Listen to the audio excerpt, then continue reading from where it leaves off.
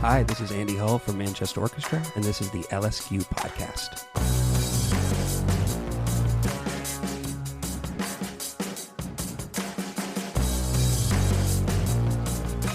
Welcome to the LSQ Podcast. Andy Hull, my old friend. Hi, How are you? I'm great. How are you doing? I'm good. It's good to see you. Too. I'm not even finished with this large latte yet, but already getting fight. Before we opened the microphones, you should have heard us. We were getting feisty. You were. But welcome to the show, and so great to see you. And I'll say at the outset that you and I go way back because we were fact checking ourselves about this in another recent interview. Yeah. Was our interview together the first? It was the first national interview. Yes, my first national magazine coverage of any kind was. We were in the Rolling Stone 10 Artists to Watch of 2000 and either 6 or 7, but I think it was 2006. I mean, it was right when we were starting. And what's funny is the studio that we operate out of every day now is where we used to live, and we had gutted it and turned it into our place. But I did that interview with you in the driveway of that studio, so I pass by that little spot every day. Oh wow! And lifelong thanks to our dude Steve Rabowski, who introduced us and who signed Manchester Orchestra to Canvas Back way back then, and was the reason that I was able to be early to discovering y'all. I was just talking to him yesterday, actually. We are doing a song with one of his artists, Briston Maroney. He's great. Oh, yeah, great. Singer-songwriter from Nashville. Yeah, he's awesome. And so, yeah, Steve's kind of, it's funny now, all these years later, I'm sort of like the guy who's been around, and I can sort of help these younger artists with, even just advice or perspective, because the music industry is insane, and it's really insane when you're 19 and you have no idea. Well, yeah, because how old were you? You were barely out of high school when we met, weren't you? Yeah, I was 19, I think, maybe freshly 19, which is another very fascinating thing. Is so many of our people in our band were younger than me too. We only had one guy older than me, so those first few years touring as underage artist was very hard as well, because a lot of places, they would like kick you out after you play because you're not 21 and you can't be in the bar. And I mean, are you in the house that became the studio now? Is that where you're this is my home. This is your home down the road, right? From regardless where you find yourself now in this moment specifically, or more generally, I mean, is it even remotely sort of what you imagined back then when it was starting to happen and it felt like you were going to get a chance to play in a band for real and do some of the stuff that people do? I mean, is where you are now remotely what you imagined it might be like?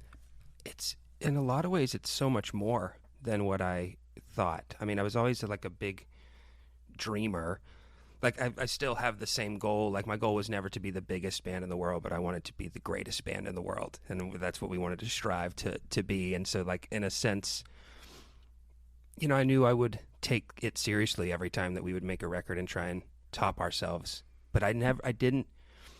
My big goal, though, was always, like, if I could have 100 people in every city and just me and an acoustic guitar, then I think that I would actually feel fulfillment, because that means there's, like, a following there, and I don't need to live a life that's, I save my money instead of spending my money, so it wouldn't be something that would be, weird for me. And then the fact that I can go tour and, do 1,000 people solo in a thing that's mind-blowing to me. And I think just some of the avenues with scoring and songwriting and the industry side of things and working with bands and artists, that's something that I didn't really anticipate happening, and it's made the whole thing so much more enjoyable than just being in a band. Yeah, totally. I mean, and also it's just like at 18, 19, it's who could see the full scope of possibilities at that point. And it's funny because, on this show, the interview itself, I always ask people, some of the same kinds of questions looking back at their earliest experiences, like feeling creative, thinking about when I first met you and we first had a conversation about, this proverbial your influences kind of thing. You were so close to them then. I mean, I'm older than you, but I was also much younger then. As time goes. You're just like, it feels like you've made up your mind what you're doing while you're doing it. And then, many years pass and you're like, I didn't know what the fuck I was doing. I just had some vague sense of what. And you're trying to identify a sound. I mean, there's the earliest stuff I think for any artist is them trying to copy other artists and trying to, oh, I like this thing. You know, for us, it would be like Death Cab was a band that, or Modest Mouse were two bands I thought were both on kind of, they were similar, but they were opposite. Like the Modest Mouse had the danger and the scream and the unsteadiness, and Death Cab had like the sleek and the shine and the smartness of that stuff. So, you know, I'll listen to our early stuff, and I'm like, gosh, I wanted to be Ben Gibbard so badly. And, you know, doing records that young too, like my voice hadn't changed yet. I just had a different voice. I was still in that weird post-puberty, you know, like I'm sure the cigarettes, all the years that followed didn't help. But, yeah, you're sort of a product of a lot of sounds, trying to identify your own sound. And it was always surprising to me when our first record really hit for people the way it did, because I knew I hadn't quite found my sound yet, you know, or what we were.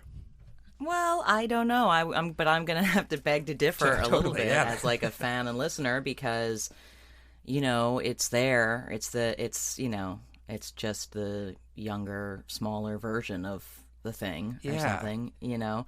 And well, let's go back even further than that, Andy. Let's take ourselves back to baby Andy. Okay, baby Andy. What was the first music you heard that like hit you in a meaningful way, and where were you at the time? Well, I do think there's this weird thing that my mom played classical music for me as I was going to bed ever since I was a kid. So I'd have like these tapes of Chopin and all the kind of classics. And I don't know why she started doing it. Maybe it's like just a way that would soothe me when I was asleep. But I think there's something I think that like knocked something loose in there, that I liked picking out. Apparently, I really liked picking out what instruments were in, you know, the songs. And so I go, oh, cool, there's that thing, and oh, there's that thing. And so, you know, we weren't totally allowed to listen to Oboe. We weren't allowed to listen to really secular music other than oldies, because my dad was a pastor. My mom, you know, they were really kind of much more open and chill people today, but they were, you know, it was tight knit. It was the South, and you know, being in the church and stuff. So there was a slight. That's all I wanted to hear was the stuff I wasn't allowed to hear. You know, so it was like trying to figure out how I can, like, I don't know if you ever heard of this. Back in church, they would have these charts that would have on the left side all of the secular bands on the left, and on the top they would have another row of secular bands. And if you followed those two and met in the middle, it would tell you what the Christian band version of that would be. So, oh my God! So you go like, all right, Green Day and the Beatles. Well, that's MXPX. You know? I need this chart. I do That's too. amazing. I need to look up this chart. I haven't even thought about that. That's incredible. Also, I'm curious, as a kid, like, okay, if you're a kid who doesn't have this situation in your family where there's rules about what categories of music you can listen to, you don't even know what the word secular means, right? Right. You don't even know. No, You've never heard of that course word. not. That's like a college level word or something. Totally. I knew what secular meant when I was like 4.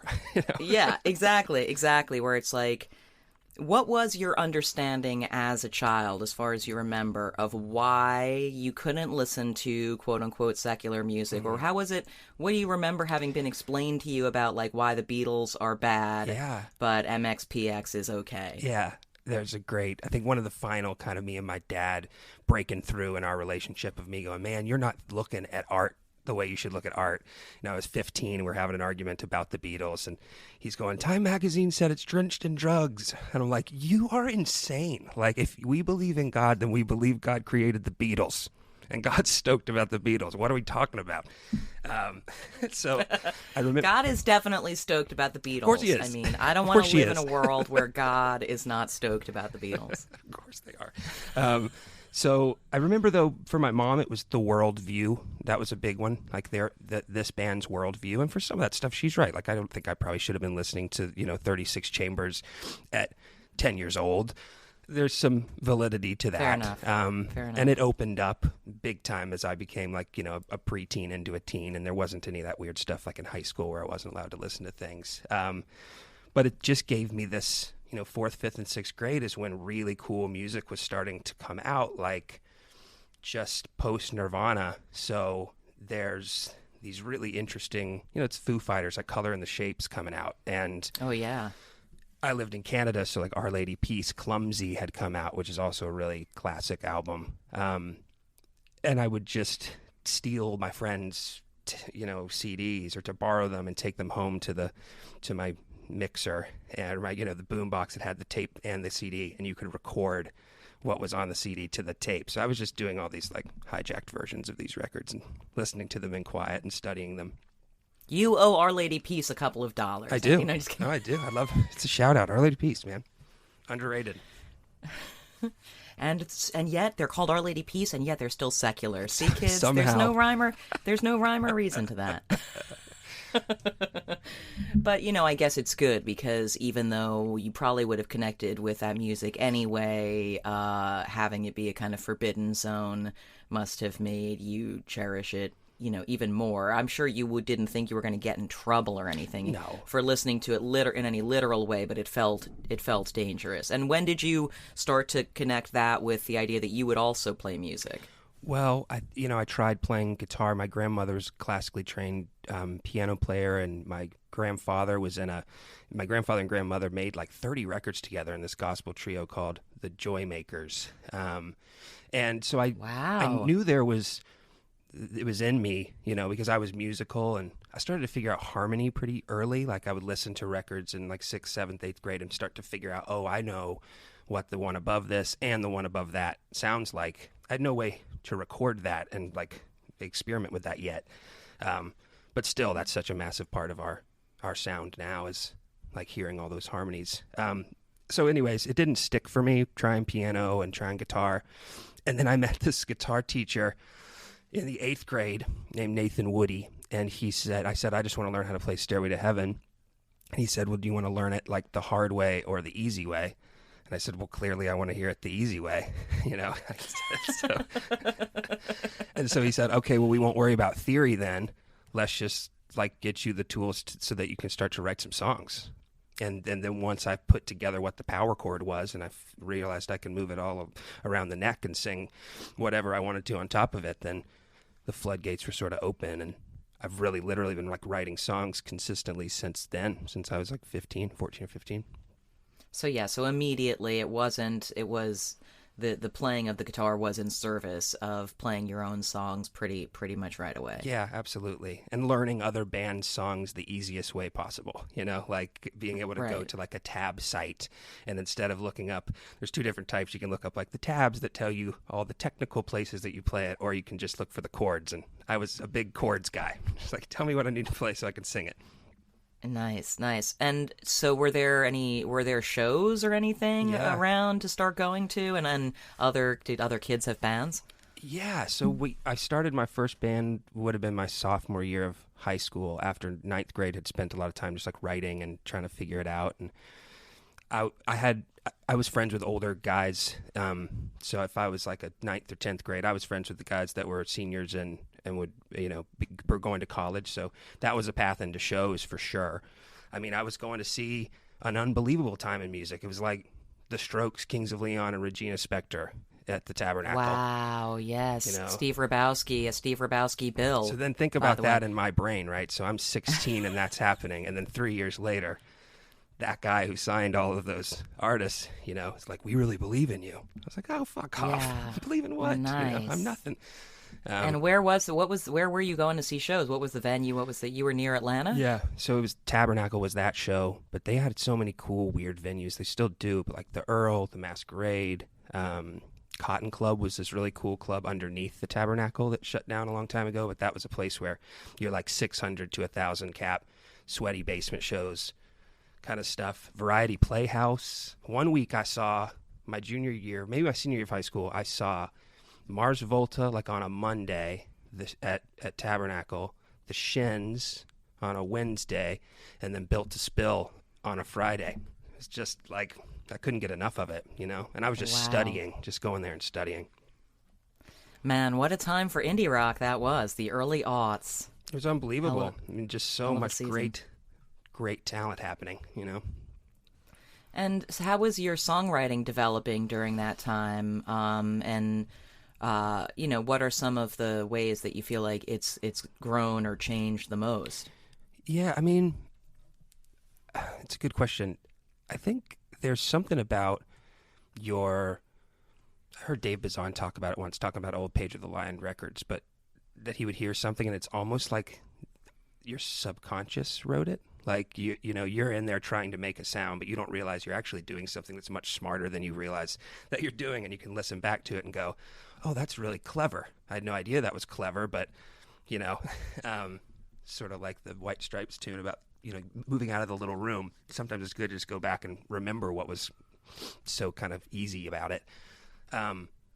They were just flying out of me at a certain point. Like I was just staying up a certain nights and would write a record. And, I think by the time I was 18 or 19, I was getting close to like 300, 400 songs that I'd written. Whoa. And most of them are really crazy. bad, and they're on hard drives and I'm not being hard on myself. They sound like someone trying to figure out who they are, what their sound is, if I emulate this a little, if this is weird, can I try this? I'm trying to be a better guitar player. What was the goal at that point? I don't know, really. I mean, I think just loving that I was building up this catalog, and it was cool for me to go, cool, I just did 8 solo albums that no one's heard, but, and you name them and you sequence them, and it was just something that kept me entertained and hungry, because it wasn't easy to just go into a studio with no money and no one that wants to record you, Right. So GarageBand had just come out, and so Robert McDowell, who's always like 3 years younger than me but so much smarter, he set me up this little like interface, and I could have a little studio in my room, and that's how it started. But there must also have just been some kind of emotional need For sure. in Yeah. in the mix there. I mean, and also just knowing what some of those early songs were about or what you were grappling with in them. Did you feel like did you feel like a call to do it out of an emotional need, and what kinds of things were you interested in writing about then? Well, I think around I'm Like a Virgin, it's the same shit I write about now. It's just through a different lens, I guess. But, the idea of pushing back against things that you find hypocritical, and asking kind of the questions that are difficult to ask. Grappling with the relationship with God was a big one. It's like, man, I'm coming into this world and I'm starting to have some real thoughts of my own. And how do those align with this thing that I've been told? So there was a lot of that. There was love. I was deeply in love with my girlfriend, now wife, at that time, and she was this huge inspiration for me, so I could write these inspired by her songs that were really deep and wide in their context. And I look back at that record and I'm so happy that we made it, and I really love all the songs on it. It is a little difficult to hear like how I sound a bit just because I'm so young, but it's cool that there was a through line even at that point, that I wanted to make records that were cohesive and connected.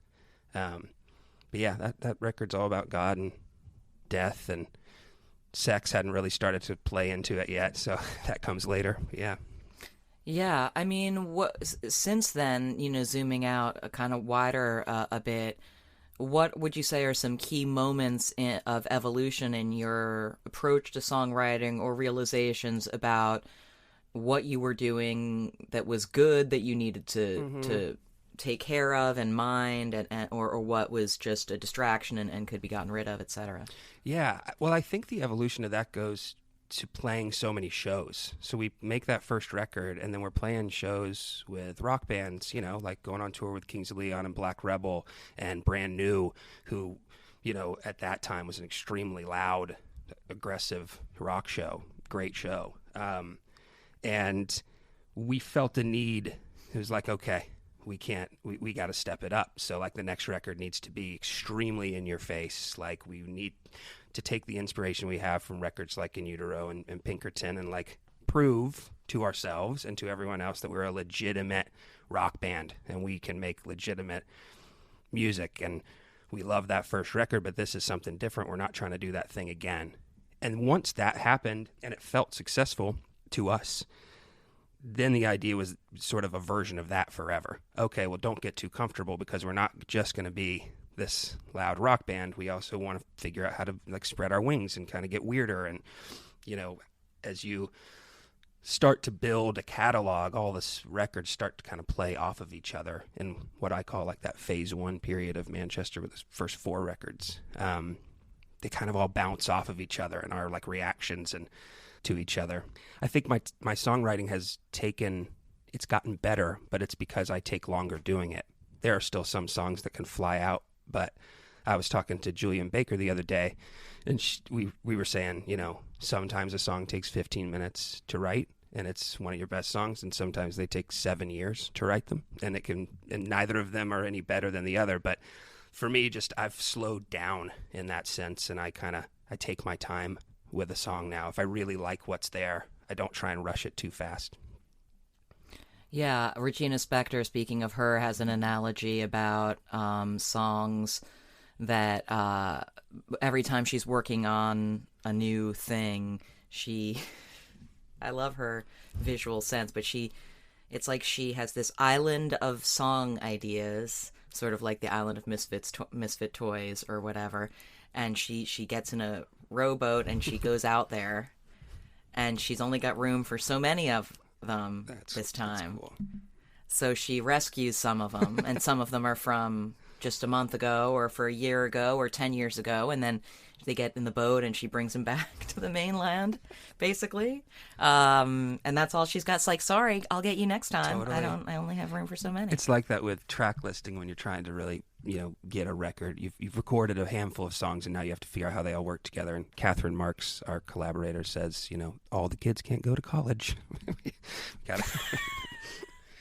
Just gotta let that one go. Somebody's gonna have to work the property, work the farm. You know, exactly. Yeah, we can't all make it. I'm sorry. Work the land. We might get around to you next time. We're not sure. I do think my analogy is always these two like buckets, and one of the buckets is experiences, and the other bucket is like writing and songs. And so you have to wait. I used to think it was writer's block, and it scared me after every record we make. I'm like, I haven't written anything in months. I think this might be it. I'm totally out. But you just have to live, and then as those experiences fill up in one bucket, then you can dump that bucket into some songs and actually have a fresh perspective to write about. Yeah, and I mean, I would imagine, I'm sure it's different for everyone, but the need, you know, if you're going to be creative, then there's procrastination and is built into it, and being in control of your own procrastination and not letting that start to feel like a block where you're just like, no, I'm, you know, there's only the rules you make for yourself about how the sausage gets made. That's right. You know, and it's like no one else knows or needs to know. I mean, people like me will ask you, well, how do you do it? And what did you do? How did you do it this time or whatever? But the idea that in between releases that's a specific amount of time that is supposed to pass. Mm-hmm. Nowadays, they make you feel that way, the world, because it's always referring to something as their first album since 2019, as if that's like, where have they been since then or something. Their first, it's you know, and just for the listeners to know, a lot of that is truly what you might think, which is clickbait, SEO, nonsense. You know, some of that harping on referencing the last album within a sentence like that is to help with searchability. And so, but it all she's talking truth here, people. It all makes you feel like you're just like, wow, they haven't had an album since 2018. You're like, that was 3 years ago. That's yesterday in creative time. I heard a great quote from J. Cole. I was watching his documentary about his record, and he was saying, you know, I was really comfortable, and so it's easy to procrastinate when you're comfortable. I have a great house and a family, and I'm happy.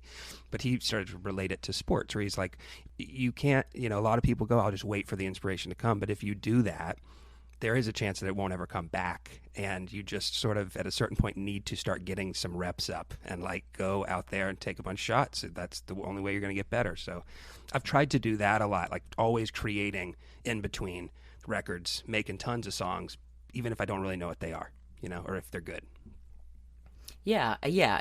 Truly right, because it is a muscle It is. too that you have to keep stretching and flexing. So what do you what is the practice sort of nowadays when you're not working toward anything in particular, but you're trying to keep it fresh? Yeah, it's either working with other artists that will come in and work with and write with, covers for no one but us. You know, we just take a song that we really love and try and reimagine it and work it and learn it. Something that's difficult and not super easy to do.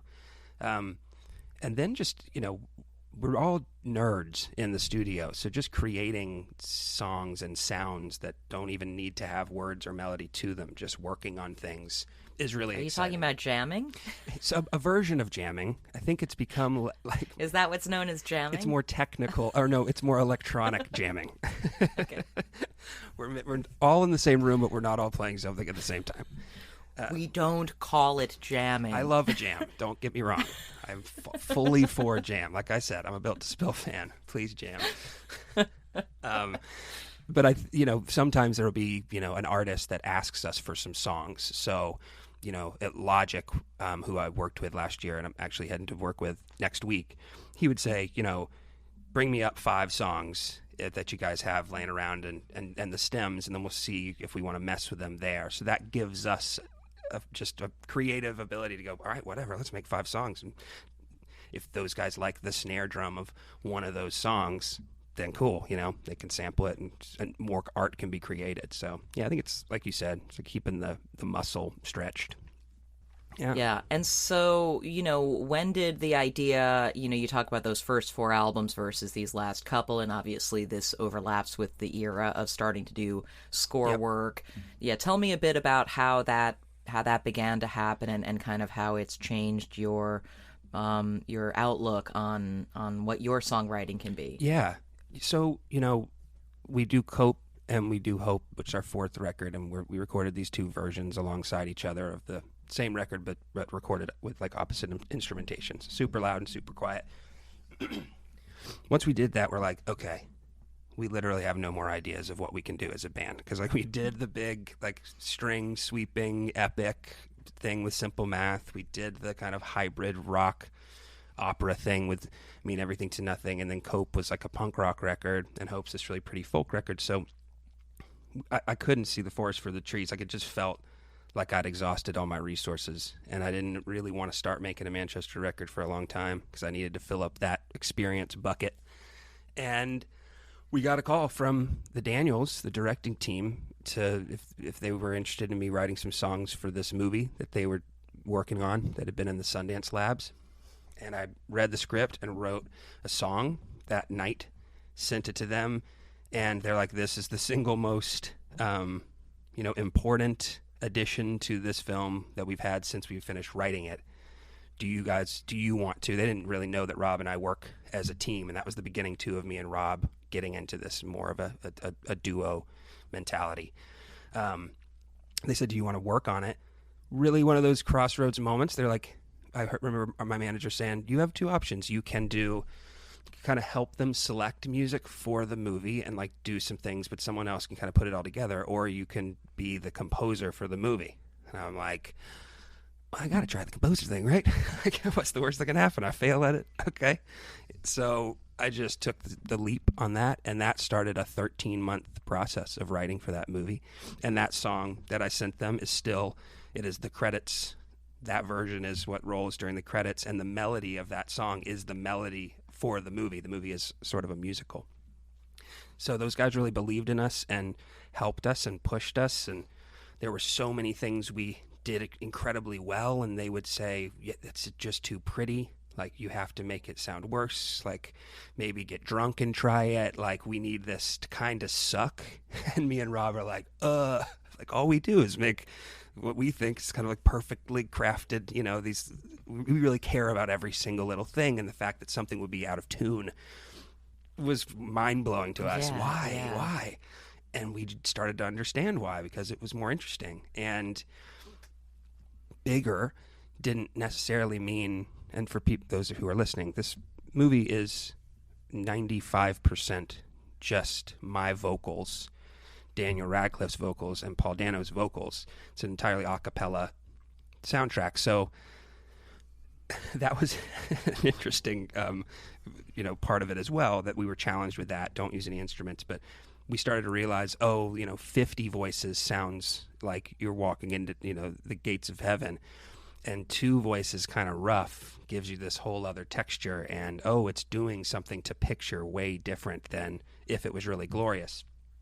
So much trial and error, so much stuff that we would make, and they'd say, this is incredible, but it just doesn't work with the scene. You're like, okay, I'll try and figure that out. And then the other big part of it was learning that like 7 seconds of time can create a really interesting emotion if you have elements that are working against each other and with each other. And that, it could be one thing, it could be a voice just dipping, it could be like a chirp, it can be anything. That when we started to realize that, and it was affecting these scenes so heavily, we're like, man, we have to do this with our records. We have to consider like the 7-second sections that maybe we would just do something normally that'd be like an outro, or we just wouldn't think about that particular part of the production, and it seeped in massively. And as we then started making the soundtrack, we're putting all of these bits that we've done. I think we did 90 minutes of music for it, but we were going to get it down to like 50 for the soundtrack, and making that one piece. If you listen to that score, it's all connected, it's all in the same key, it's a very like meditative experience. We're like, we have to do that too. How do we create a record like that that's truly all connected and thought out and plays on itself, and the themes keep reoccurring, the way that they would in a movie. So it kind of blew our minds slowly over a 13-month process, that when it came time to make Black Mile, we just had a different set of tools. And you have continued working on projects like that since then. Yes. Yeah, that opened up a really cool world for me and Rob in commercials. We did a Netflix commercial last year, and we've done some like bizarro European overseas stuff for like a hardware store or something that takes me and Rob a day or two, and we get to make something that's outside the box.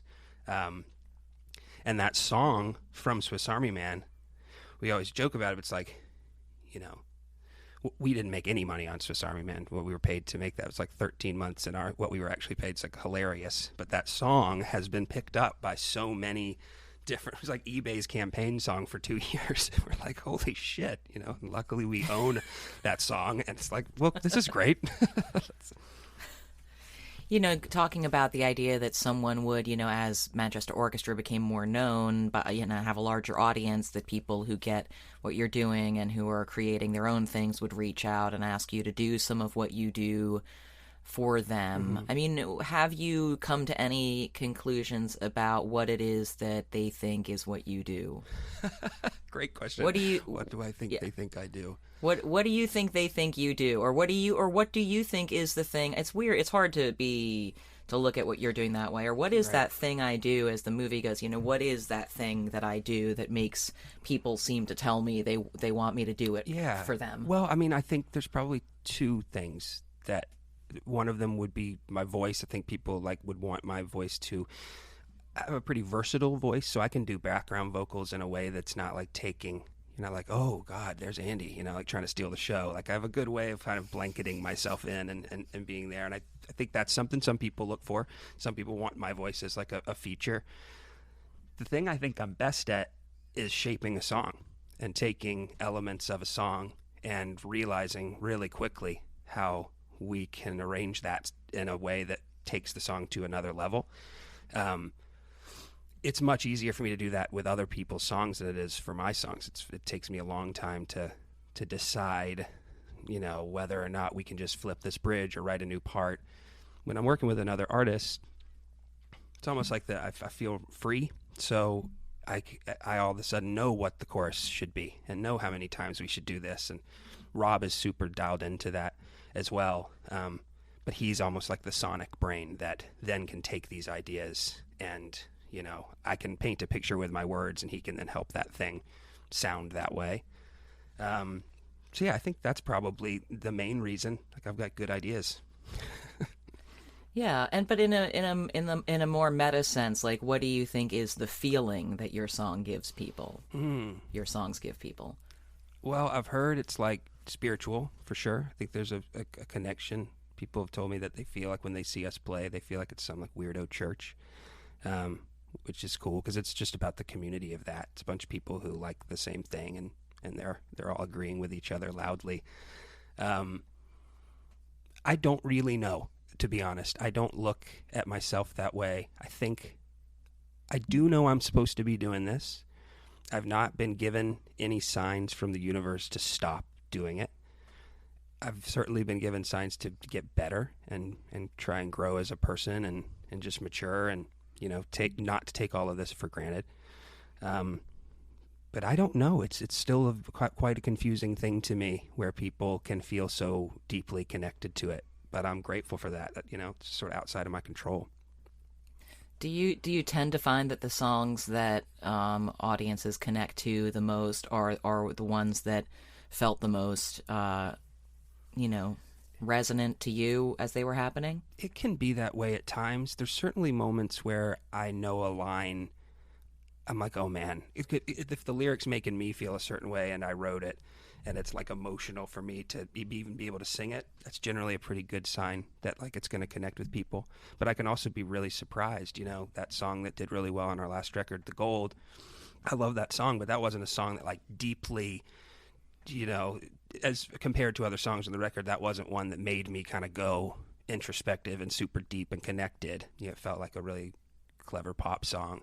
But then that connected deeply with people. So it's cool to let it out and let people decide what it is, and what they like. And we're never going to like cater to try and do that thing, but it's cool to watch it, connect. Yeah, I mean, I always just think it's like the being mindful of what you're feeling when you're doing the thing, as like a signal of a meaningful signal of some kind where you're like, why do I always feel that when I do that? Absolutely. Maybe I should, as I get older, that's what I try and pay attention to, where I'm like, the things that give you anxiety that you keep doing again and again, like where you're just like, wait, let's just pause. I know what that feels like, and I know when I feel it, I did that thing, so maybe I should not do it or do it. The same thing that we deprive ourselves of things we know make us feel good because we're busy with other stuff, but we don't take the time we know we feel good when we go for a walk or whatever it might be, but we just think, oh, it's okay, I don't need that. It's like, no, do the things that feel good, not and to allow be a yourself to but enjoy them when you're doing them. There's a big rumor that's happened forever with music that's like you have to be tortured in order to make something that's significant, and you have to be tortured in the process, and the whole thing has to just be, like awful. And that has made some of the greatest records of all time. There's also been records that have made in peace and, in solidarity with a bunch of musicians that people had a great time making that are also that thing. I heard Tom York talking about that like 5 years ago on some weird interview. And he said that's when it turned for him. There was some record where they had finished it and he decided he was going to enjoy the process of making an album. And he's like, and then once you went into that mindset, then it's actually fun because you're going, oh, right, I get to make music for a living. This is a good thing, So I was influenced by that. I try to do that now. Yeah, and we are in a business that doesn't take enough care of its artists who are genuinely tortured, and it enables them to remain in that state because of that myth. Yeah, especially if you got people working on your team that your well-being isn't the most important, because that's where you get into trouble, because there's always one more show you can do. There's always one more press thing. There's always one more thing you can fit in there, and you got to know when to say no, because it doesn't surprise me one bit that people go nuts their first couple years in this industry because you don't know how to set your boundaries. You don't know, why would I say no to this? It's a great opportunity. Everybody's telling me to do it, et cetera, et cetera. And combined with the lifestyle and the traveling, it's like, man, it's a dangerous thing. Yeah, you were mentioning earlier Briston Maroney, and you talked about talking to Julian Baker, both of whom are obviously younger artists than you. And you are kind of like, not just because of the beard, guru. You have a guru-istic quality, and and even though I've known you since you're 19 years old, you are a mature and wise kind of guy for your years. So it's not surprising that younger artists would take comfort in consulting you or seeking your advice or whatever. I'm curious just sort of what, what key pieces of wisdom you try to impart if, if someone, a younger artist, wants to have a conversation about how you've dealt with the pressures of being a public artist. Well, the first one is it's totally normal that you're feeling the way that you're feeling. That's the biggest one, like if someone, I'll use an example that's not one of them, so they don't think I'm talking about them, but I was having a conversation with someone where they were having a really hard time making a record, and the producer wasn't getting what they were doing, and the label didn't seem to get what they were doing. And they had really convinced themselves that this was super unique to their situation, and it shouldn't be this way because this is the first time we're making this kind of record, and it's prime time. Like, I'm supposed to be having the time of my life making this record. And I'm like, oh no, dude, it's been miserable for me until last year. Like, it's okay. It's a process. Making an album is a process, and so that's a whole type of psychosis that happens when you're making a record. Sometimes you just need to cry, and that's okay too. And you'll go like, all right, I'm better now, because it just takes so long. And if you feel like your vision isn't being heard, you can get really, really wounded in there and sort of subtract into yourself. And the touring side of it, I remember talking to Matt Mason, who's such a really great singer-songwriter, and he was in the middle of a radio tour, and he was like, man, I lose the plot. I lose the purpose in it when it's all so stacked together. And that's about, like, you must investigate the drone view of your life. It is very important in those moments to, like, take a breath, go up a couple thousand feet, look at what's actually happening around you, and take it day by day, because it is a blessing. You need to keep your brain in the fact that, like, we're really lucky that we are able to do this. There's a whole lot of shit we have to do surrounding it that's not very fun, but it's a part of the job. And it's like, it's essentially a trade-off. If you want a job as being an artist and you also want to sell that art in some capacity, you have to play some game, Yeah, it's can be easy, and this sort of connects to what we were talking about at the beginning of the conversation before we even were rolling about COVID and choosing to keep doing things but adapting to doing them differently. It's at any point you could just pause and be like, why am I even doing this?